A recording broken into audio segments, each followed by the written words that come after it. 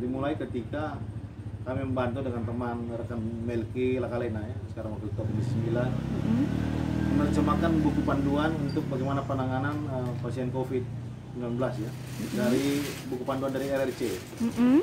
Itu awalnya Maret, sehingga kita yang dari berbagai latar belakang ini dalam tempo 3 hari menerjemahkan itu menyebarkan jadi bahan perbandingan ya dengan buku panduan yang dimiliki oleh Kementerian Kesehatan.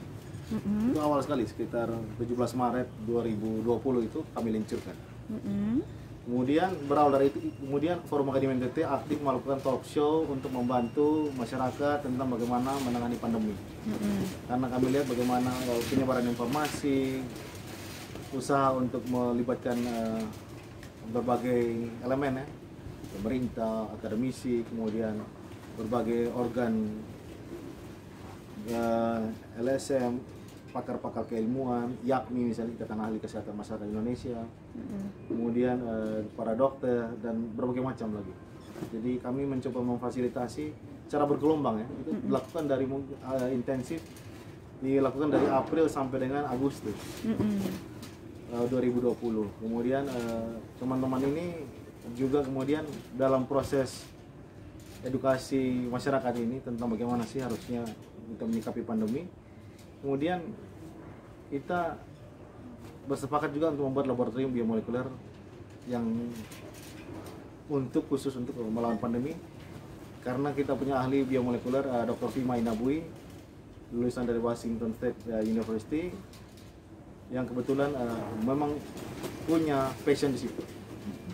Nah, kami kemudian mempresentasikan, kami ini Forum Akademi NTT ya.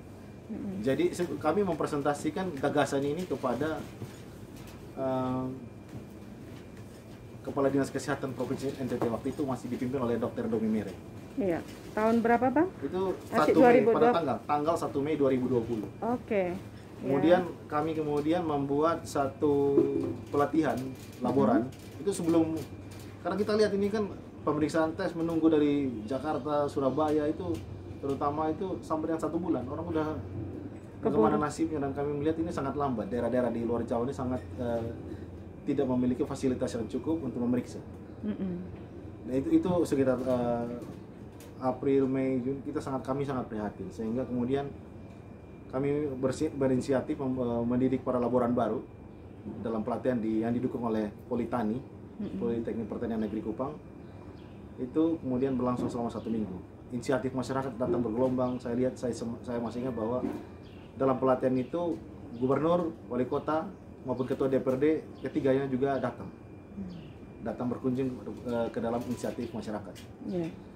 Kemudian inisiatif itu kemudian dikonkretkan dalam surat dari gubernur dalam pembentukan tim untuk terbentuknya satu laboratorium ya, para pengelola laboratorium ya, yang artinya di situ ada unsur Forum Akademi NTT, ada juga dari Dinas Kesehatan Provinsi NTT, dan juga dari Undana terutama. Kemudian karena laboratorium ini kemudian dalam survei itu diletakkan di Undana. Kami mau waktu itu di gedung belakangnya di Lapkesda Provinsi.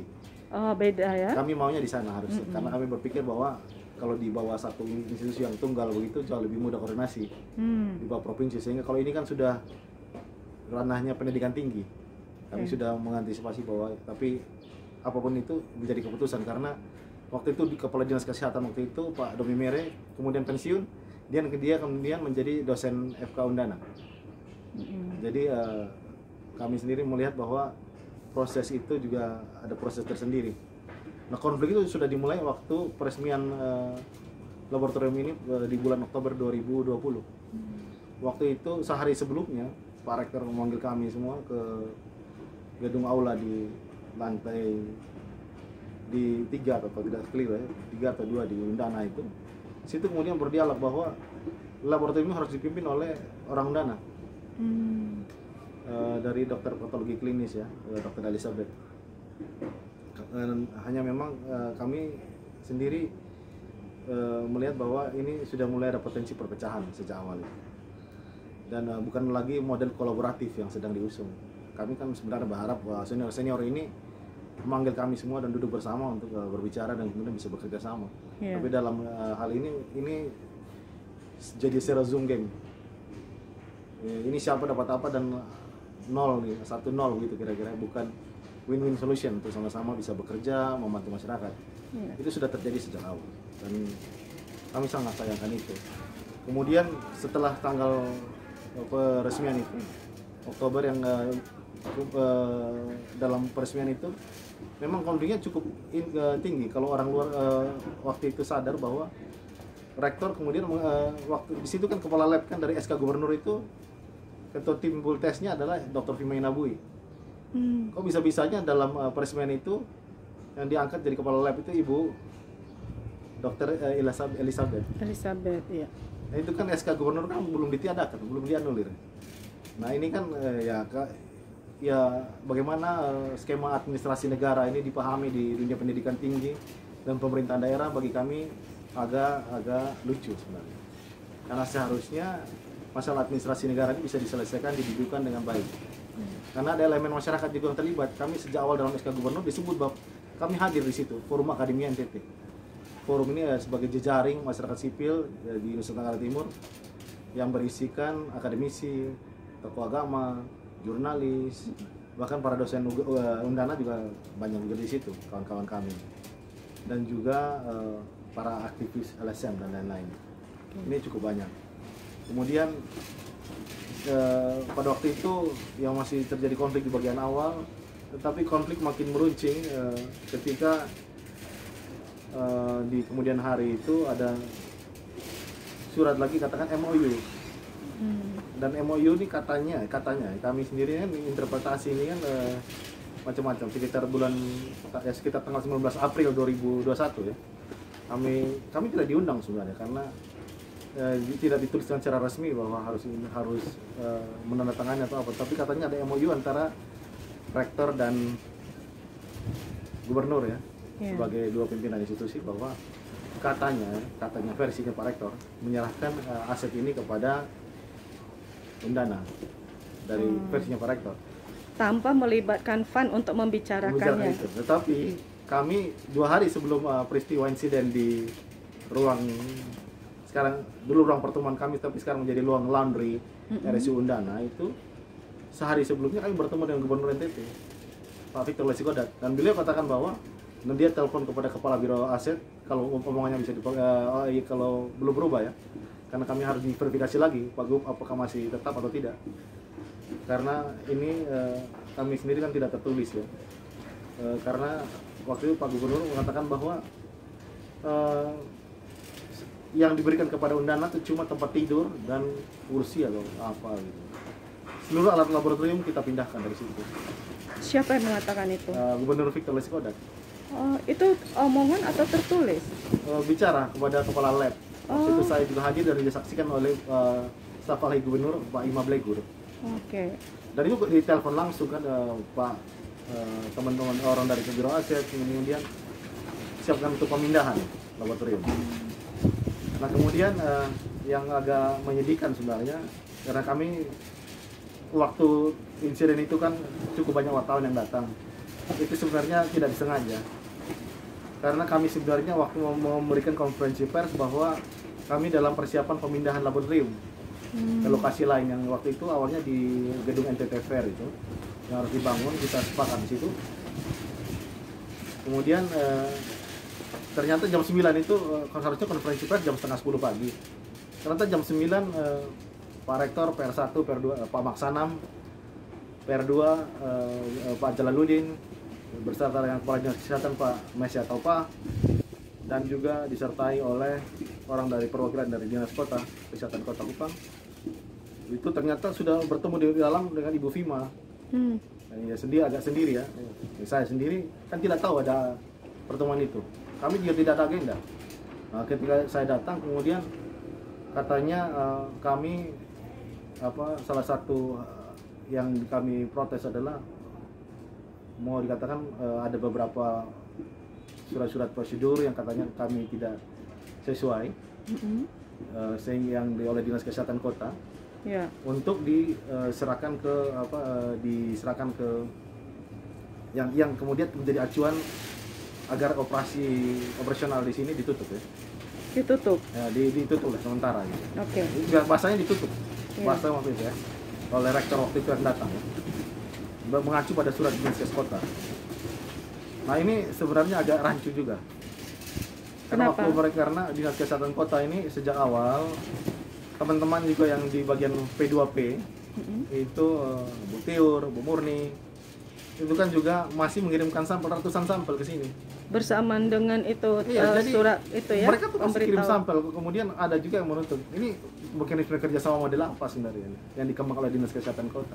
Walaupun kemudian diralat bahwa tidak menutup atau apa ya mungkin ya, hanya memberikan peringatan, tetapi teman-teman harus tahu bahwa dalam SK Gubernur yang itu dalam pembentukan tim Pultes itu juga ada pegawai dinas kesehatan kota menjadi swabbers kami yang pertama, bahkan ada kerjasama dengan dinas kesehatan kota di situ dengan P2P-nya yang dari awal, dari bulan-bulan awal Oke. April 2020, sehingga menjadi aneh kemudian seolah-olah ini kami diperlukan seolah-olah ini klinik swasta yang komersil.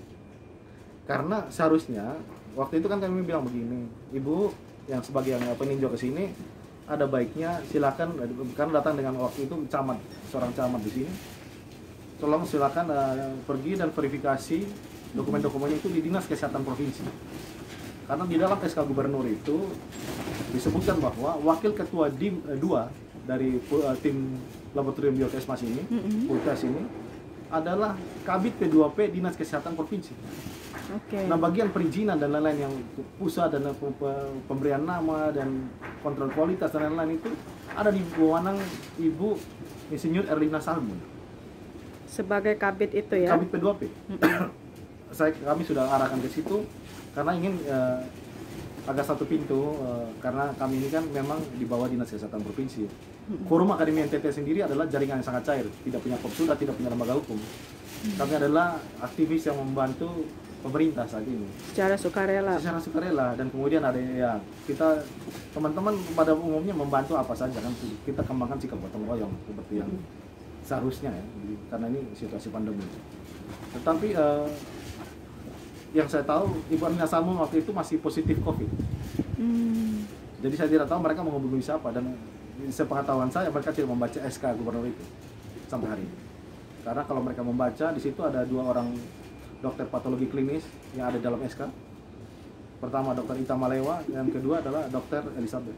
Oke. Kemudian Dr. Elizabeth mundurkan diri, tapi ada Dr. Ita Malewa di situ lagi.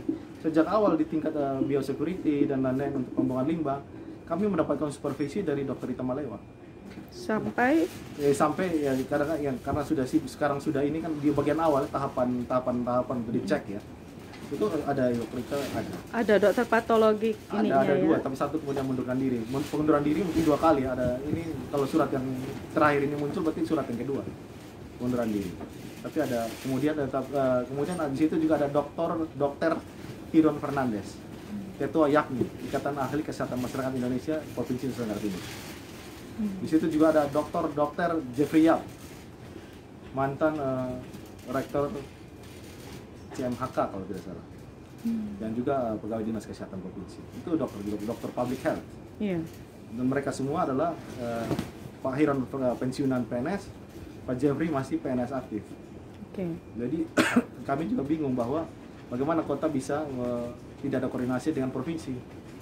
Kami katakan ya silakan berkunjung ke provinsi, dan dokumen-dokumen itu ada karena surat dari Kementerian Kesehatan tentang adanya laboratorium yang ada di Kota Kupang ini. Tembusannya juga masuk ke Dinas Kesehatan Kota. Iya. Ini kan kerja lembaga-lembaga negara. Harusnya mereka paham administrasi negara yang sederhana ini. Itu yang saya bisa sampaikan. Kemudian datang kemudian berbekal surat itu, ya Pak Fred Benu sebagai rektor mengatakan bahwa Anda tidak sesuai prosedur macam-macam ya.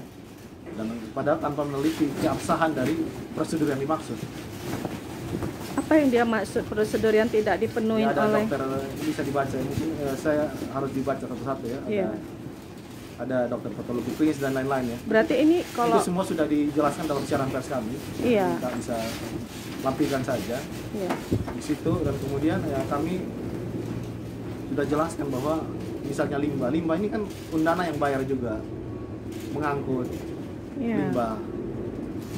Itu ada di sebentar, itu ada di SK kesepakatan dengan Pemprov bahwa saya baca kemarin bahwa pengelolaan limbah ada ditanganin oleh Undana. Itu ada di butir salah satu butir dari nota kesepakatan yang saya baca kemarin. Nah, artinya menurut Bang Elcid gimana itu? Ya ini ya kerjasama yang dimaksud semacam apa, saya pertanyaan kan ini kan kerjasama seolah-olah Undana tidak merasa menjadi bagian. Sejak awal kami mengundang untuk terlibat, tapi kan kita juga tahu bahwa antara dokter patologi klinis dan dokter biomolekuler itu ada dua divisi yang berbeda secara keilmuan. Iya, bisa dijelaskan. Jadi yang pertama dokter patologi klinis ya misalnya ya mereka akan mendiagnosa pasien dan lain-lain ya. Tapi ranah biomolekuler hanya sebatas memeriksa sampel swab. Dan kemudian metode yang kami pakai metode pool test. Jadi ini sebuah inovasi yang dikembangkan Ibu Fima Inabui. Jadi mungkin agak berbeda, kami sendiri melakukan risk assessment yang baik, mewawancari orang sebelum menentukan orang dalam pool. Jadi bukan asal masukkan pool. Iya. Kemudian kita juga membangun database golongan darah. Jadi plasma konvalesen itu cukup kuat di sini. Kami punya database yang cukup baik. Jadi orang tidak mencari siapa. Harusnya setiap laboratorium kan membuat database orang-orang yang positif. Sehingga dengan jika ada orang membutuhkan kita punya ini. Jadi kami sudah kembangkan database yang cukup baik semacam ini. Dengan analisa-analisa yang dilakukan secara teliti oleh dokter ahli biomolekuler. Nah, pertanyaannya yang dulu waktu awal-awal ketika laboratorium ini akan berjalan adalah secara pribadi dokter patologi klinis waktu itu di Bu Elizabeth yang waktu itu kan mereka tidak mengakui metode pool test. Iya, ya, dia tidak mengakui metode pool test. Tetapi ini kan juga sampai di tingkat nasional. Oke. Kan ini ada rekayasa biomolekuler kan, yang memang satu inovasi tersendiri. Yeah.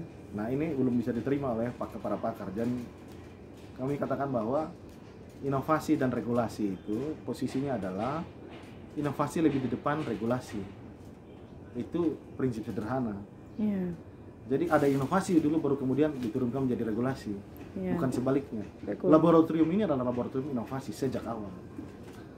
Jadi kami di sini sebenarnya juga melakukan penyederhanaan mekanisme yang membantu masyarakat sebenarnya.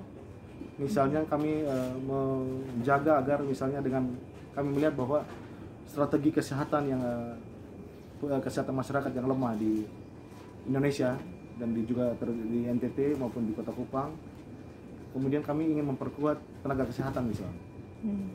Apa yang kami lakukan? Secara berkala kami memeriksa sampel para tenaga kesehatan misalnya dari Siloam, Leona, dari Kartini, dan rumah sakit dan puskesmas lain. Nah ini kami menjaga mereka karena apa? Pada awal-awal mereka mudah sekali terpapar kan. Yeah. Nah kalau tenaga kesehatan sebagai garda terakhir dari sistem kesehatan ini lumpuh, kita benar-benar lumpuh. Makanya kita menawarkan untuk melakukan pool test untuk mereka semua secara berkala. Dan itu dilakukan dan mendapat persetujuan dari rumah sakit ya toh? Iya, untuk mendapatkan pelayanan semacam ini seluruh rumah sakit maupun puskesmas ataupun instansi pemerintahan yang memanfaatkan jasa pool test, mereka harus mengirimkan surat kepada Dinas Kesehatan Provinsi NTT. Oh, sebelum mereka menjalani pool test itu? Betul, karena apa? Ini menyangkut akuntabilitas reagen dan yang dipakai dan lain-lain. Kami ini adalah pelaksana. Sementara ini kan harus dihitung karena kalau diaudit oleh BPK dan lain-lain kan harus jelas. Iya. Apalagi menggunakan dana BTT ini kan sangat-sangat sensitif dan terperinci dan kamu punya data lengkap soal itu.